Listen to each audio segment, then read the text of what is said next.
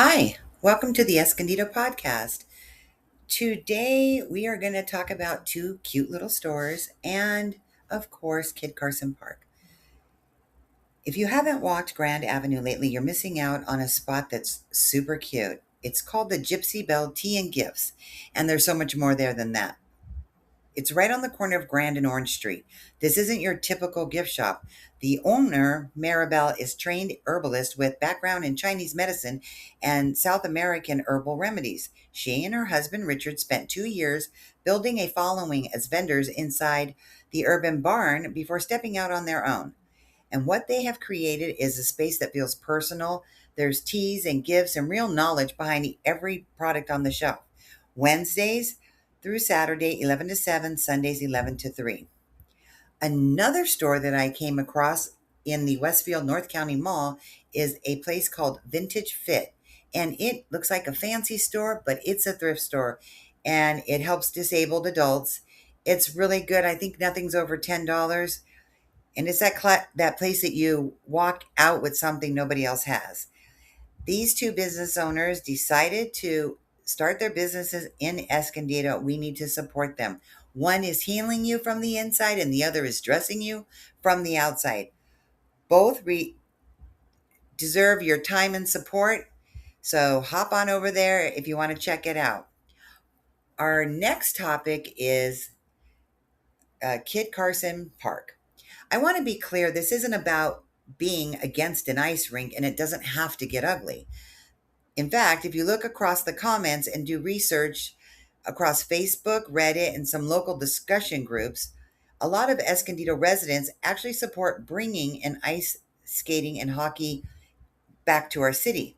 Families that skate miss having a local rink. Young athletes deserve the opportunity to be close to home, and the parents, if they have more than one child in more than one sport, it would help out a lot. I get it.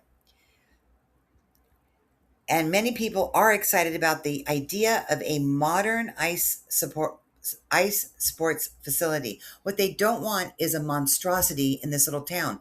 Bring that stuff downtown at San Diego. It's really, the projected plan is just so massive.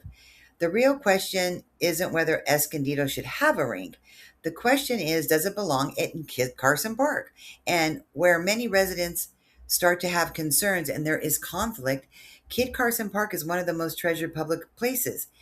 It's a place where families gather and kids play and participate already in established community sports. One sport doesn't knock out the other one. Once parkland is converted into another use, we don't get that land back. Many residents have asked a simple question: why not look harder for alternative locations? Why not consider commercial property or vacant land or redevelopment sites or other areas or one of the 7 golf courses, or areas that don't require sacrificing existing parkland amenities and people playing sports already? Supporters of the rink deserve to be heard, but so do the softball players and the other sports that are played there that this would disrupt. And it's like they're asking them to give up something. This doesn't have to be an either or decision. Escondido can support ice sports and protect parkland at the same time. The strongest message coming from the community isn't no ice rink, it's find a better location. So now that we've zoomed in on the actual problem, maybe the problem solvers can, and people in charge can look at that aspect more closely. Let's bring a rink to Escondido. It doesn't need to be that massive. Let's support youth sports. Let's create new opportunities. But let's do it in a way that preserves Kid Carson Park for future generations and respects the people who already use and love that space and occupy that space, whether it's taking their kids to school or using that freeway exit and entrance to get home and get to work. A great project deserves a great location. Kid Carson Park shouldn't have to be sacrificed. Let's do better. Thanks for showing up.